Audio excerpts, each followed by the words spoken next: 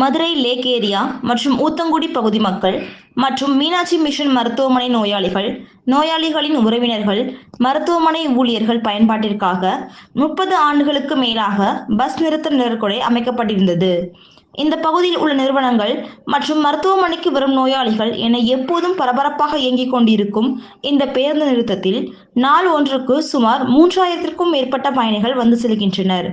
அனைத்து பேருந்துகளும் நின்று செல்லும் இந்த பஸ் நிறுத்தத்தை மற்றொரு பகுதிக்கு மாற்றுவதற்கான வேலைகள் நடைபெற்று வந்தது.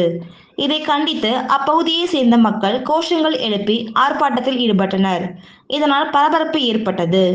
இது குறித்து அப்பகுதியைச் சேர்ந்த பகவதி என்பவர் கூறும்போது, மாவட்ட ஆட்சியரும் காவல்துறை ஆணையாளர் அவர்களும் மாநகராட்சி ஆணையாளர் அவர்களும் உடனடியாக நடவடிக்கை எடுப்போம் என்று உறுதி கூறியிருக்கிறார்கள். அந்த உறுதியை நாங்களும் ஏற்கின்றோம்.